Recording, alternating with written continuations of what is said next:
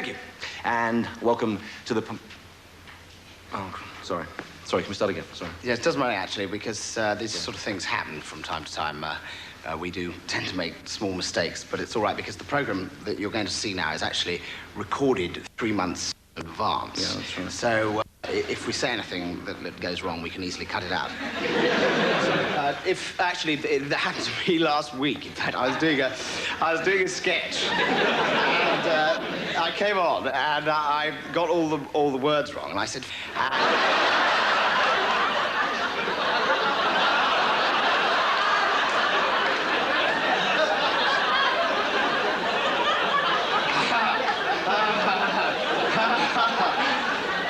Said it again. I'm sorry. Oh,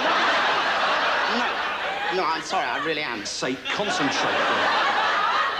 The whole show will be 3 minutes. Yeah. Sorry.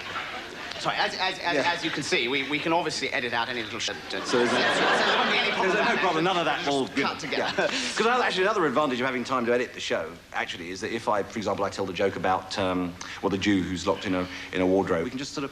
Snip it out. Snip it out, yes.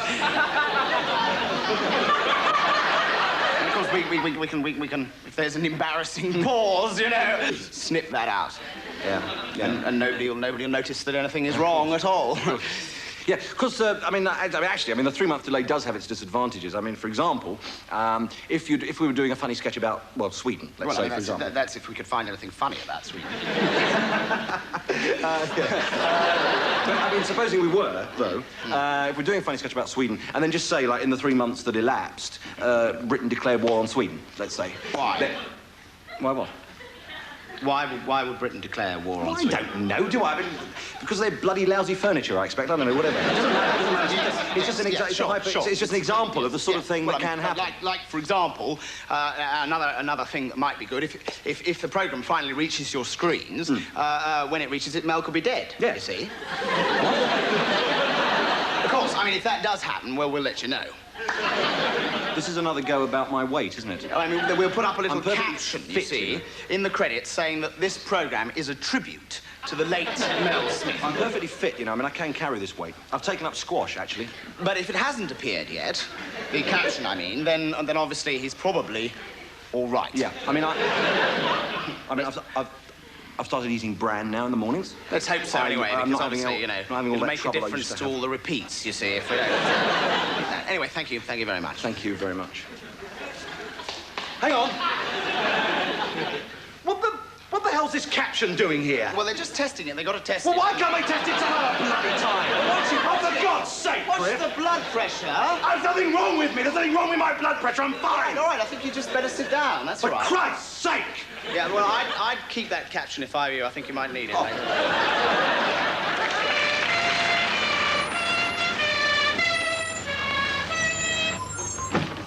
When you least expect it, disaster can strike. Accidents, like this one, are happening every day. Scalpel. Ah! Oh, my God. That's impossible. What is it, Doctor? Oh, dear me. I won't operate. Stop that.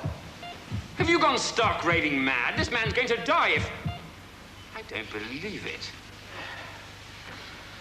What is it? More lives are lost every year through dirty underpants than any other cause in today's hospitals. Remember, you have a choice. You never know when an accident will happen. Yes, you've really disgusting understandings.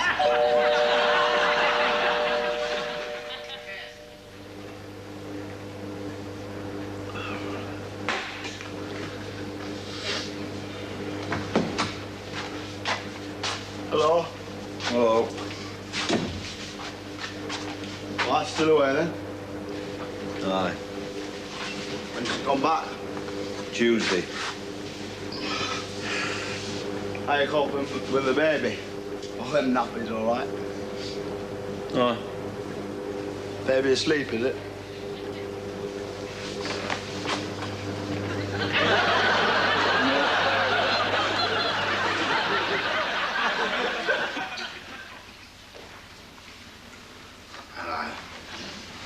Is that Lloyd's Bank in Chiswick High Street?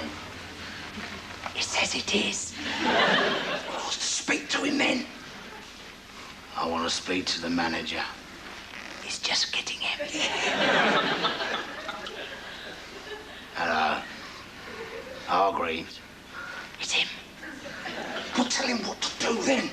Hargreaves, I want you to put £20,000 in used notes in a carrier bag in a telephone box. It says why. Well, tell him why. Hargreaves, just do what we say. Otherwise, your wife could have a rather nasty accident.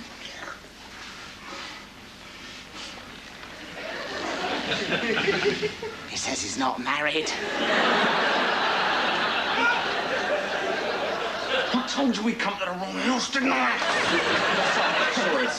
This is Jeff Capes, Britain's strongest man. He can lift automobiles, pull railway trucks with his teeth. But even he can't open this carton of orange juice without staining his togs. Pretty tough going, eh, Jeff? You know, it's almost as if these cartons of orange juice have been specially designed in order to spill orange juice all over your clothes. An absurd notion, isn't it? Or is it?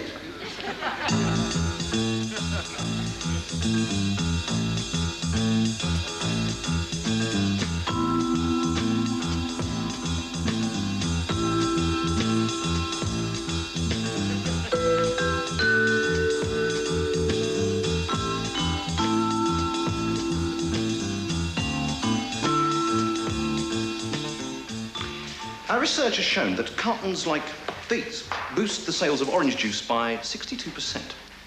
Frightening enough. But is there a more sinister reason behind the spillage phenomenon?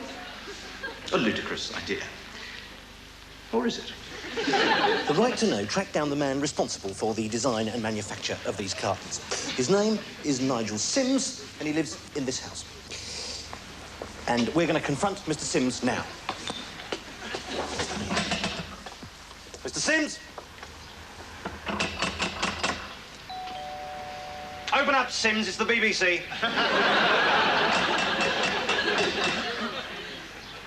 Come on, Simsy. We're not going to go away until you talk to us. All right. If you're not going to come out...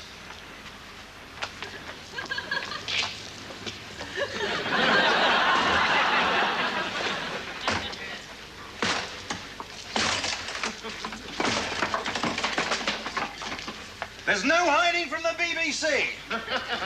Now then, Mr. Sims. Yes. Sims! Yes, can I help you?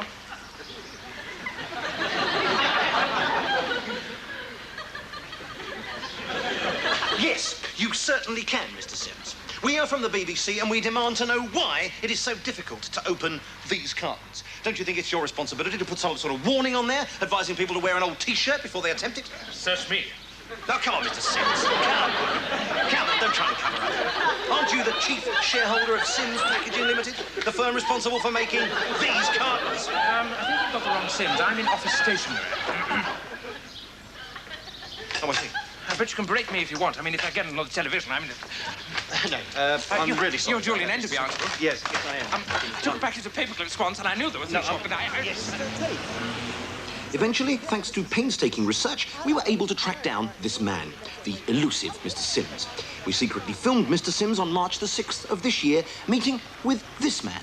A perfectly ordinary-looking man, except that this man is no ordinary man, for this man is Harry Tate. And Harry Tate just happens to own a chain of dry cleaners which specialise in the removal of orange juice stains.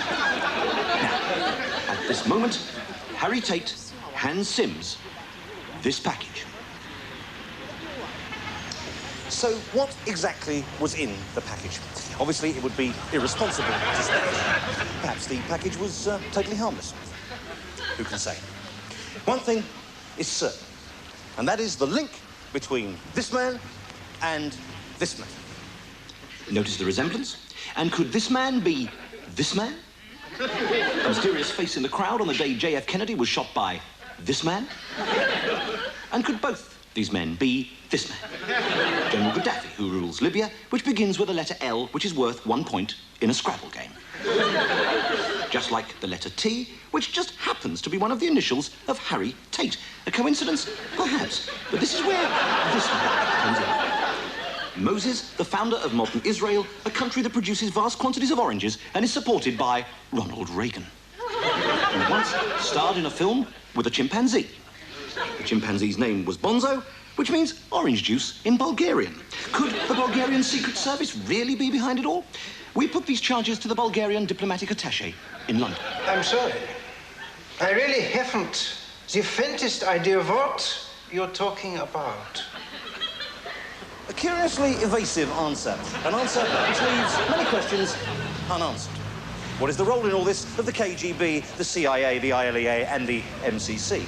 If there is a conspiracy, why isn't Harold Wilson involved? Was he on holiday at the time? Who is Kenny Lynch, and what exactly does he do? Who killed Cock Robin, and why was it hushed up? Why was Gladstone's Irish policy a failure? Discuss. Are you interested in a visit from one of our double-glazing consultants at present in this area? All these and many other questions remain. But the most burning question at the moment concerns this man. An ordinary-looking man entering an ordinary-looking house. Except that this is no ordinary house, for this is my house. Just who is this man, and why is my wife taking him upstairs? Next week on The Right to Know, we'll be asking, why was this man knocked down by a J registration BMW while leaving this house sometime next Wednesday morning? Well, so it's over, is it? Yes. Well, just like that, you're going to walk out with that man? Oh, Clive, don't start crying. Roger will be here any minute. Oh, yeah, Roger. Appropriate name for your lover, I must say. Now, darling, don't be bitter. No, don't touch me. He's here. Oh, my God. He's got his own key, has he? Clive, this is Roger.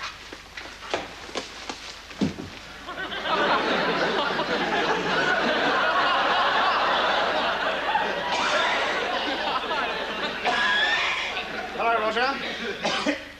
Come on in.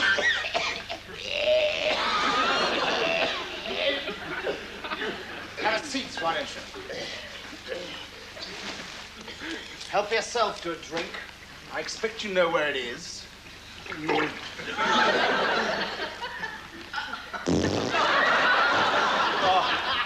beg your pardon. You smooth bastard!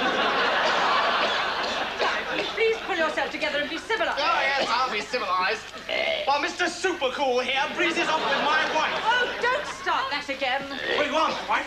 Well, have you forgotten after 6 years you jump into bed with the first man who takes your fancy? It wasn't like that. Well, it was just one of those things. We met, we were attracted. It was sexual chemistry. I can't explain Well, it. let's ask Roger to explain it, shall we? Now, you must not blame Roger. He didn't want this to happen. He fought against it. We both fought against it. Don't kid yourself, Marjorie. You were just a couple of butterflies having a fling. You didn't care about anybody else. Oh, that isn't true. Roger, you tell him. Tell him how we were swept away in a tide of passion, too powerful to resist. Yes, come on, Roger. Come on, Roger. Don't play the silent mystery man. Let's hear your side of it. You want sandwich or so? I ain't half hungry. Yeah? Yeah, my missus put me on a diet. Did she? Yeah, she put me on that. She got this book, see, called the Beverly Hills' H-bomb diet. And like every day, I have to eat a specific amount of things I have to eat. What sort of tiny amounts? Oh yeah, tiny.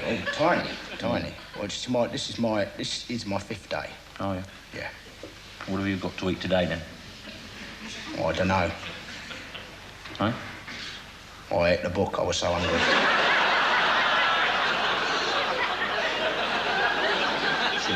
She'll be furious, my mistress. Look. You don't want to worry about it. What is it? I'll tell you for. Because dieting makes you fat. What? How does it do that? Scientifically proven, actually. Oh, yeah? Yeah. Yeah. Well, you must have been on a lot of diets then.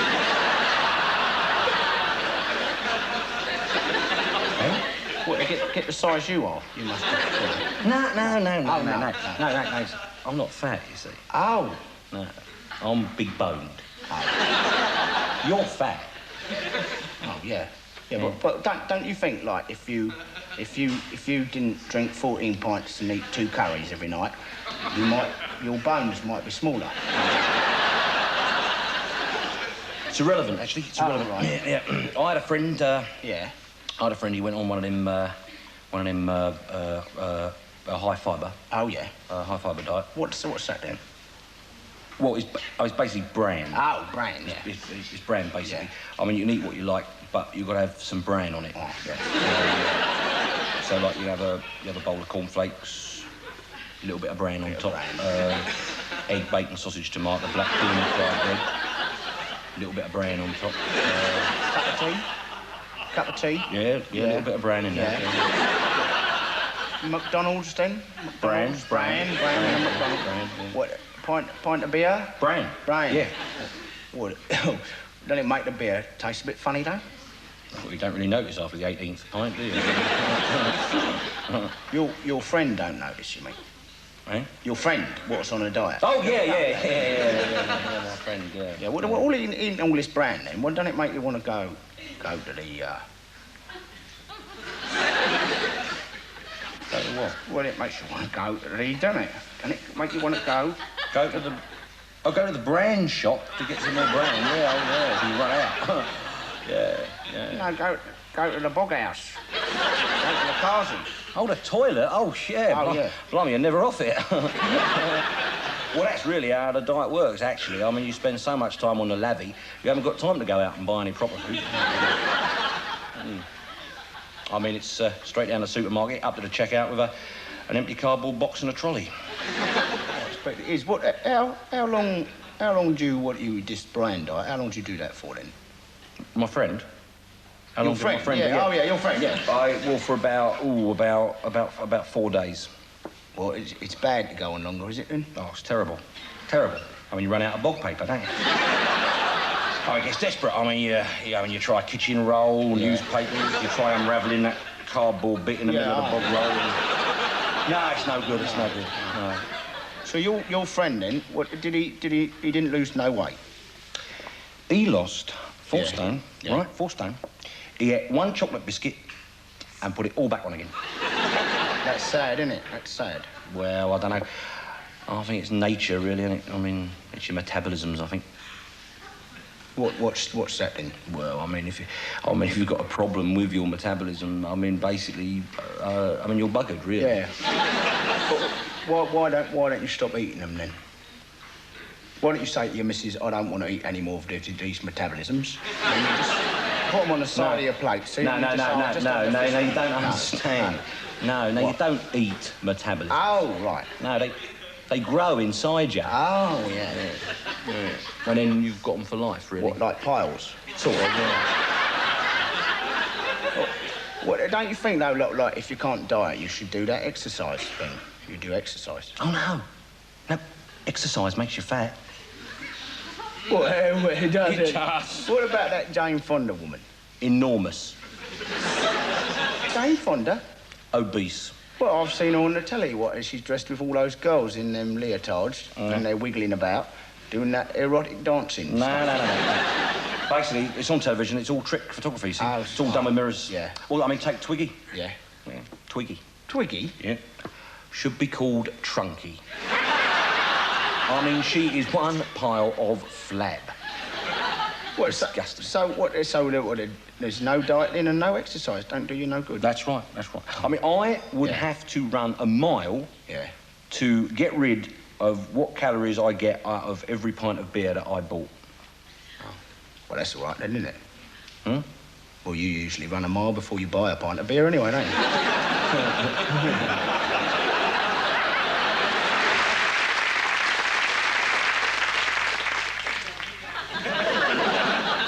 Hello. I'm Neris Hughes. No, I'm sorry. I'm Joanna Lumley. Sorry.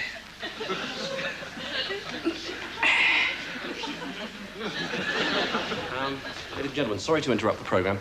We have come to a rather sensitive moment. We are known as radical comedians, and occasionally we are expected to push the bounds of comedy a little bit further. The nature of what can be achieved in the comedic form.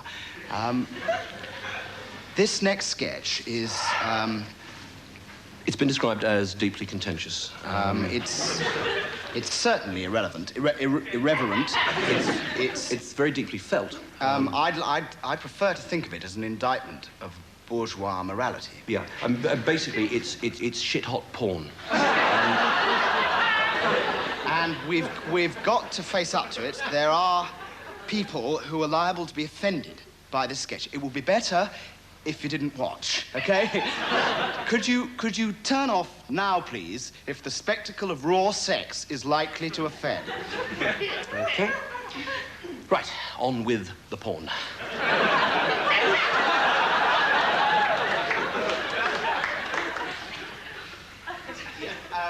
Just a minute.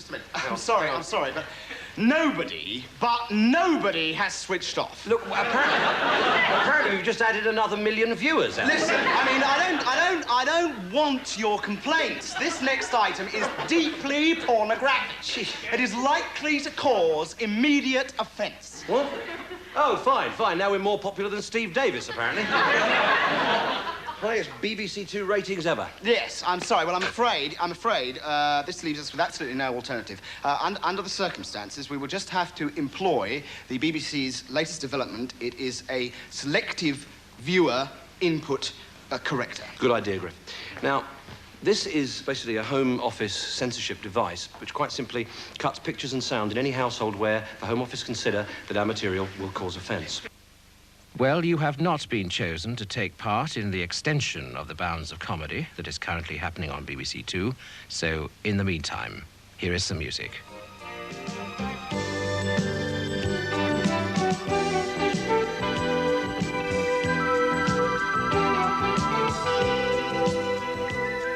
Well, the pornographic sketch seems to have ended prematurely, so now we return you to the Alas Smith & Jones studio.